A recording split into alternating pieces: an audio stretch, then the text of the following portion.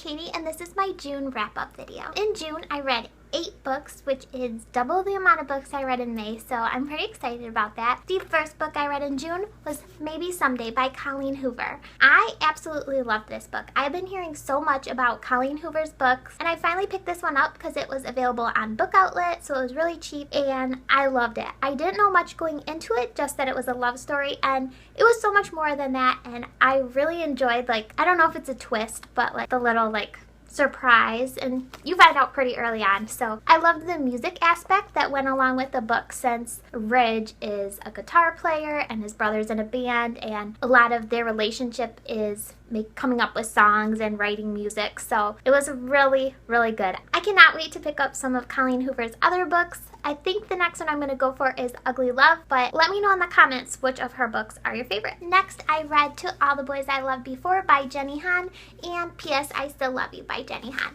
I have a review video out on both of these books, so if you click right around here, I'll leave a link to them. I absolutely loved both of them. I thought they were so cute. I loved Laura Jean and her family. It was just a really sweet book. It just it was like you were up in the clouds reading, because it was just so cute. Yeah, I really recommend it, especially for summer. I think it's a great beach read. If you're not in a heavy fantasy mood, I think these are absolutely wonderful. Then I changed up my contemporary reading for a bit, and I read A Court of Thorns and Roses by Sarah J. Maas. When I first started this book, I was not really into it. I would say it took me, I don't know, about 80 to 100 pages to really get into it. I was just thinking, I don't know if it's the book for me. I'm not really a big fairy fan, which is odd because fairies are in both of her series, and I love Throne of Glass and I loved this book, so it just took me a while. Yeah, I thought this book was great. I loved the masquerade play on Beauty and the Beast. It was so different and just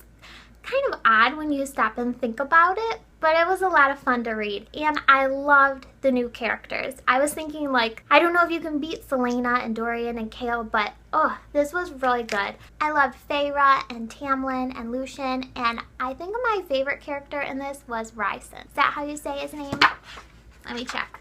Rhysand. I really, really liked his character. So yeah, this was a great book. I don't know if I liked it more than Throne of Glass, but it was good nonetheless. They're both great. Then I participated in the Rainbow Readathon book challenge, which you had to read a book from every color in the rainbow. And the first one I read from my blue book was 13 Little Blue Envelopes by Maureen Johnson. This book, I've been in a big contemporary romance kick lately. That's why I picked this one up, because it's been on my shelves forever, and I didn't really care for it that much. I talked more about it in my wrap-up video for that readathon. I just found a lot of problems with it, but it was a quick read, and I did love the travel aspect. She's in Europe traveling, so that was a lot of fun. So if you're looking for a really light read, and if you like traveling aspects in your book, then I think you might enjoy this one, because she does cover a lot of ground really quickly.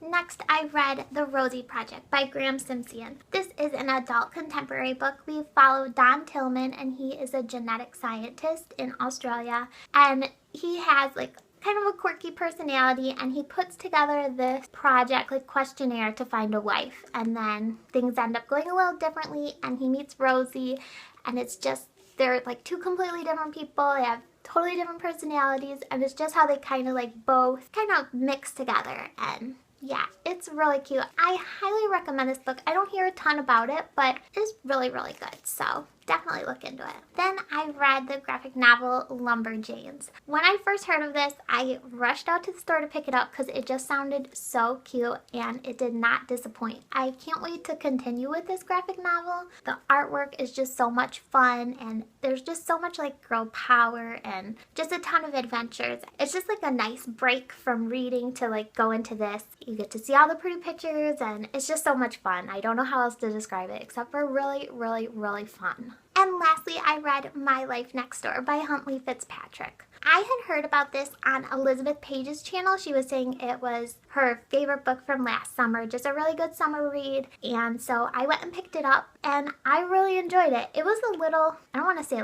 deeper than most contemporary YA books, but it was a little bit. There was a bit more depth to the story, and that was a pretty good twist. And I just loved Jace in this book. He's the main male character in this. I absolutely loved his family in this book. That has been one of my favorite parts of a lot of books I've been reading lately, just like their family dynamic, which was a really big part in why I loved To All the Boys I Loved Before and P.S. I Still Love You, because the family relationships are just so, they're just so perfect.